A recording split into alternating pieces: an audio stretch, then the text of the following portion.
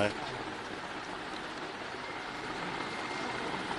آپ حضرات کا شکریہ، آپ تشریف لائے ہیں، اور میں 2-3 باتیں آپ کی خدمت میں عرض کرنا چاہوں گا۔ 2 روز پہلے ہمارے army chief general Qamar Bajwa صاحب نے جو خطاب کیا ہے، اور اس خطاب میں انہوں نے اپنے ملک کے مستقبل کے حوالے سے نکات اٹھائے ہیں۔ 2018 میں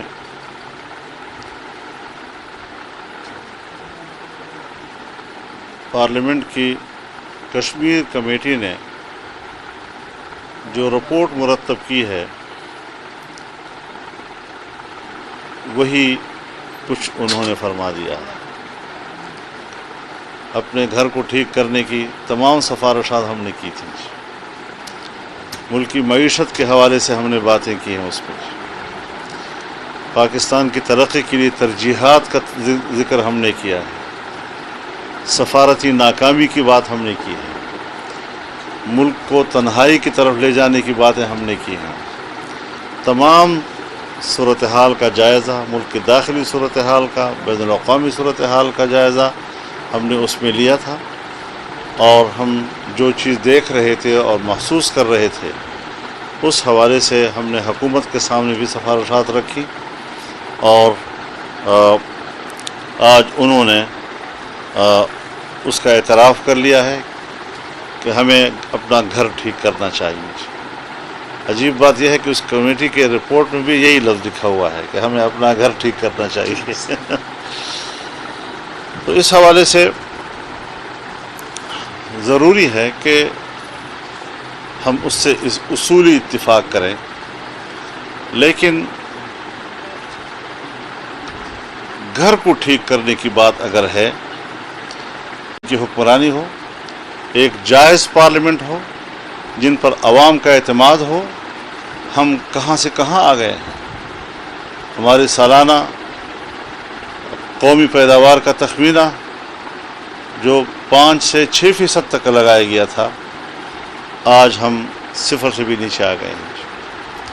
تو اس صورتحال میں ہمیں جہاں دوسرے معاملات انہوں نے نکات اٹھائے ہیں، اور جہاں ہم ان سے اتفاق کرتے ہیں، اور جہاں ہم سمجھتے ہیں کہ سیاسی سوچ کو تسلیم کر لینا چاہیے، سیاست کی دور اندیشی کو تسلیم کر لینا چاہیے، اور سیاستدانوں کے ساتھ اداروں کا باہمی جوڑ اور باہمی اعتماد کی ضرورت ہے، تب ہی ہم ملک کو اندر سے مستحکم کر سکتے ہیں اور ملک کی معیشت کو ہم بہتر کر سکتے ہیں۔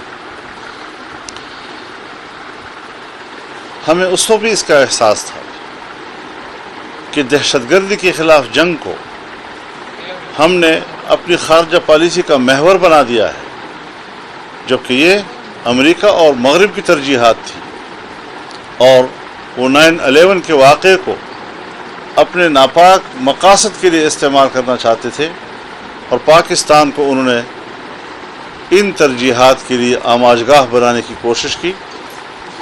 آج بھی جس طرح افغانستان میں امریکہ اور مغربی دنیا زمینی حقائق کو تسلیم کرتی ہے، اور جن کو وہ انسانی حقوق دینے کے لیے تیار نہیں تھے، آج صرف انسانی حقوق ہی نہیں بلکہ افغانستان کے اصل دعوے دار ان کو تسلیم کیا جا رہا ہے جن کو ایک وقت میں انسانی حق دینے کو بھی تیار نہیں تھے۔ پاکستان میں بھی مذہبی طبقے نے بڑے تحمل، برداشت اور اعتدال کا مظاہرہ کیا ہے، اسے اشتعال نہ دلایا جائے۔ ایک ایک مسجد میں جا کر ائمہ مساجد کو اور خطباء کو پریشان کیا جا رہا ہے، مدارس میں نت نئے فارم تقسیم کیے جا رہے ہیں، ان کو دھمکیاں دی جا رہی ہیں، اور حکمران جماعت کے لوگ انتہائی گھٹیا الفاظ مدارس اور علماء کے بارے میں استعمال کر رہے ہیں۔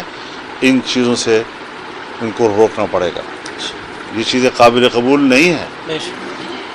پھر آپ یہ دیکھیں کہ ہم نے FATF کے تحت اور ان کے شرائط کے تحت جو قانون سازی کی ہے، ہم نے اپنی معیشت کو گروی کر دیا ہے مغربی اداروں کے اور عالمی مالیاتی اداروں کے.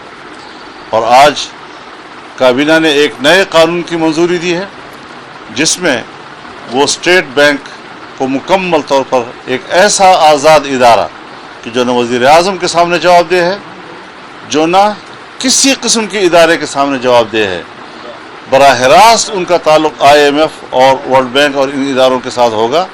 لہذا جو قانون سازی ہونے کی طرف جا رہی ہے اس میں پاکستان کے ادارے کو ملک سے لا تعلق کر کے اس پر بیرونی حاکمیت کو مسلط کرنے کے لیے اور مالیاتی نظام ان کے ہاتھ میں دینے کے لیے قانون دانوں کا اس پہ تحفظات ہیں، اور ملکی معیشت کے ماہرین کے اس کے اوپر تحفظات ہیں.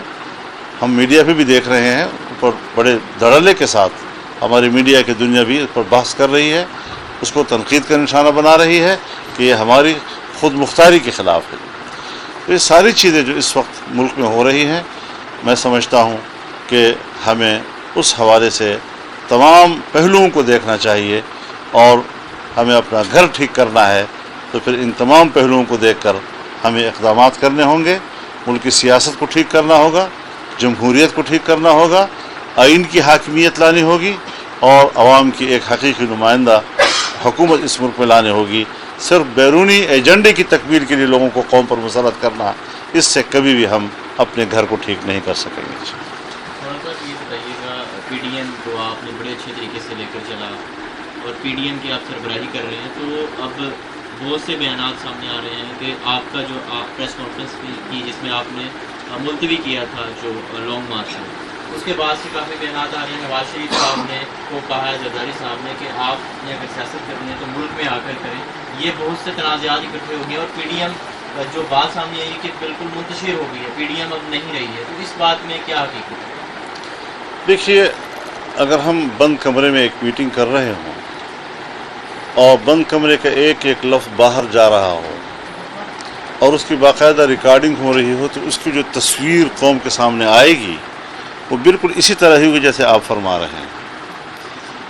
ہمیشہ میٹنگیں ہوتی ہیں، ہمیشہ بحث ہوتی ہے، مختلف آراء سامنے آتی ہیں، گرم سر سب ہو رہا ہوتا ہے، لیکن ہم ایک فیصلے پہ جا کے پہنچ جاتے ہیں. اب ظاہر ہے کہ PDM پاکستان ڈیموکریٹک موومنٹ، اس میں لفظ موومنٹ اسی لیے ڈالا گیا تھا، اور ہماری تجویز کے پاکستان ڈیموکریٹک الائنس ہو تو کہا نہیں، موومنٹ ہونا چاہیے. اب موومنٹ کا معنی پھر یہی ہو سکتا ہے کہ آپ جو مقاصد لے کے جا رہے ہیں اس میں ایک آپ تحریک کی طرف جائیں گے. اگر ہم پارلیمانی بزنس کی طرف جائیں تو پھر وہ تو تحریک نہ ہوا.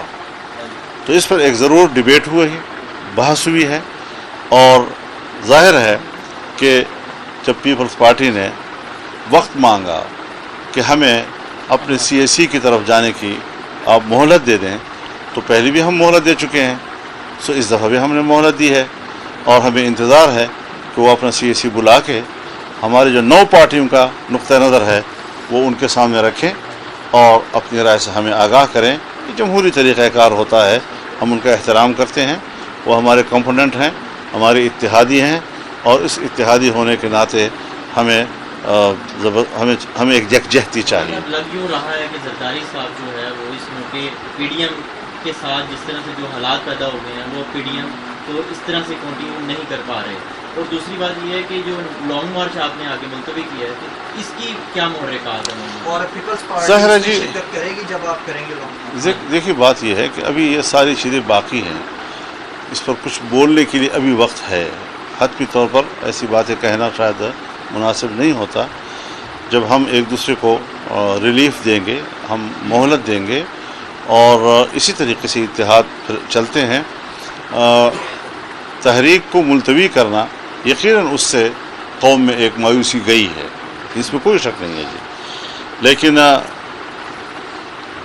لانگ مارچ بامقصد ہونا چاہیے، اور بامقصد لانگ مارچ جو ہے اس میں سوائے اس کے کہ ہم پارلیمنٹ سے استعفے دیں، جو ہمارے اس اعلامیے کا حصہ ہے جو 20 ستمبر 2 پارٹیز کانفرنس میں طے کیا تھا، اور جس کی دعوت جو ہے آل پارٹیز کی میزبان وہ پاکستان پیپلز پارٹی خود ہی تھی جی. تو اس پر تمام پارٹیاں زور دے رہی ہیں. ایک فضل الرحمان کا مسئلہ تو نہیں ہے جی, 9 جماعت ہے اور ایک جماعت, تو اس لیے ہم پھر بھی کوئی سخت فیصلہ نہیں کر رہے. کوئی اجرت ہمیں پھر نہیں ہے کہ ہم ایک پارٹی کو کیوں قربان کریں, اور ایک بڑی پارٹی ہے, لہذا ہم ایک پارٹی کو قربان کرنے کے لیے تیار نہیں ہیں. لانگ مارچ تھوڑا مؤخر ہو سکتا ہے, شاید اس کو ہم برداشت کر سکیں, لیکن ایک پارٹی کو ہم کبھی بھی نہیں چاہتے کہ وہ اتحاد سے باہر ہو. ہم یکجہتی چاہتے ہیں, مل کر اس رجیم کے ساتھ ہم لڑنا چاہتے ہیں, اور قوم کو مایوس نہیں ہونا چاہیے.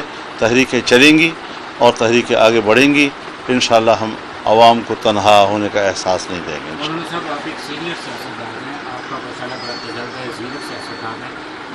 آصف علی زرداری صاحب مختلف مراحل میں جو وہ پارٹی کے مفادات لیتے ہوئے, جیسے یسر رضا گیلانی کو پی ڈی ایم کے تحت انہوں نے امیدوار بنایا, اسے کامیاب بنایا, لیکن سینٹ کا چیئرمین بننے پر ان کو جو ہے وہ شکست کا سامنا ہے.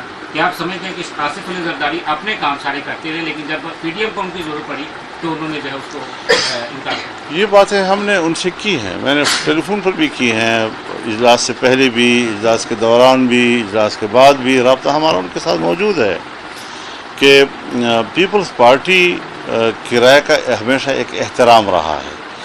اگر انہوں نے کہا ہے کہ ہمیں ضمنی الیکشن میں جانا ہے تو انہوں نے صوبائی حکومت کی طرف سے براہ راست الیکشن کمیشن کو کہا اور ہم نے ساتھ دیا ان کے. اگر انہوں نے کہا کہ ہمیں سینٹ کے الیکشن میں جانا چاہیے تو ہم نے ان کی تجویز کا احترام کیا ہے, ہم ساتھی ہیں. اور اب جب اس مرحلے پر ہم آئے کہ ہم عدم اعتماد کا آپشن استعمال کریں, اب جس قومی اسمبلی کو میں ناجائز سمجھتا ہوں, اس کی اکثریت کو ناجائز سمجھتا ہوں, جب میں وہاں پر عدم اعتماد لاؤں گا تو پہلے تو میں پارلیمنٹ پہ اعتماد کروں گا, پھر اس میں اکثریت پیدا کروں گا, اور اگر اکثریت دوسری طرف چلی گئی تو میرا عدم اعتماد کی تحریک خود ان اسمبلیوں کو, جو اس کو ہم ناجائز کہتے ہیں, ان کو جواز فراہم کر دے گی. تو پھر اس کے بعد ہمارے پاس وہ اخلاقی وجوہ بھی باقی نہیں رہیں گی.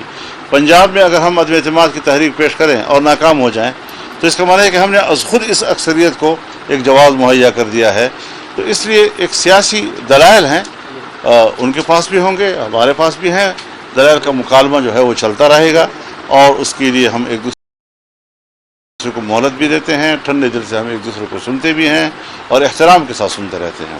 تو اس حوالے سے میرے خیال میں ہمیں اس مسئلے کے حل کی طرف بڑھنے دیا جائے. سرکاری وزراء نے اسپیشلی فردوس عاشق آباد نے کہا ہے کہ پیپلز پارٹی کی جو جان ہے وہ سندھ حکومت ہے. پیپلز پارٹی کبھی بھی استعفوں پہ جو ہے وہ راضی نہیں ہوگی, اور مایوسی ہوگی مولانا کو بھی اور پی ڈی ایم کو. حکومت کے لوگوں کو ہمارے کسی بھی پارٹی کی نمائندہ بننے کی ضرورت نہیں ہے, اور نہ ان کو حق پہنچتا ہے کہ میری پارٹی کے بارے میں وہ رائے دیں. وہ پارٹی بھی موجود ہے, وہ زندہ بھی ہے, وہ اپنی بات خود بھی کر سکتی ہے. کسی حکومتی بندے کو ہماری کسی ایک پارٹی کا نمائندہ بننے کی ضرورت نہیں ہے. صاحب آپ کل تشریف لے کے جا رہے ہیں ڈائمنڈ مریم بیوی سے ملنے کے لیے, تو کس سلسلے میں جا رہے ہیں, آپ کی گفتگو کا ایجنڈا کیا ممکن ہے؟ ظاہر ہے جو باتیں ابھی آپ سوالات کر رہے ہیں یہی چیزیں سامنے ہوں گی. اس یہ فرمائیے کہ ہمارے جو وزیر اعظم ہیں کو کورونا ہو گیا ہے, تو آپ ان کی صحت کی دعا کریں, اور اس قوم کو کورونا سے بچنے کے لیے کچھ خاص پیغام دینا چاہیں. میں تو ان کی شفایابی کے لیے دعا گو ضرور ہوں, لیکن بات بنیادی یہ ہے کہ ویکسین لگا کر کرونا, تو یا تو ویکسین فراڈ ہے یا پھر یہ کرونا فراڈ ہے, کیونکہ ادھر 22 تاریخ کو الیکشن کمیشن نے فارن فنڈ کیس میں ان کو بلا لیا ہے, اور ادھر ویکسین کے بعد جو ہے ان کو کرونا ہو گیا ہے. تو یہ ساری چیزیں سمجھ میں نہیں آ رہی ہمیں. یعنی آپ کہنا چاہ رہے ہیں جو ویکسین ہے, یا تو وہ پہلے اپنا کرونا ٹیسٹ کرواتے, پھر اگر کرونا پازیٹیو آتا ہے تو پھر تھوڑا ریسٹ کرتے, پھر ویکسین لگواتے. پھر یہ اعلان کس نے کیا ہے, ذرا آپ مجھے بتا سکتے ہیں کہ کس ڈاکٹر نے کیا ہے؟ اسد عمر صاحب نے بھی ٹویٹ کیا ہے. نہیں, ایک ٹویٹ ہے, اس میں ڈاکٹر نہیں ہے نا. ڈاکٹر کون ہے؟ ڈاکٹر جس سے یہ کہا گیا ہے تو وہ تو ذاتی ڈاکٹر ہے, وہ سرکاری ڈاکٹر نہیں ہے. آپ سمجھتے جو الیکشن کمیشن میں لایا اس سے تو بچنے کے میں یہ کر رہا ہوں, یہ ساری چیزیں جو ہیں یہ سامنے آ رہی ہیں. میں نہیں آپ سے بات کر رہا, مجھے سوالات پہنچ رہے ہیں سوشل میڈیا پہ. جی میں تفصیل تو نہیں کہہ سکتا, یعنی یا تو یہ ویکسین فراڈ ہے, یا پھر ویکسین کے اگلے روز کرونا ہو جانا, اس کا مثبت ہونا, پھر یہ فراڈ ہے. اور یہی آپ چاہ رہے تھے. بہت شکریہ جی. خدا حافظ. بہت مہربانی.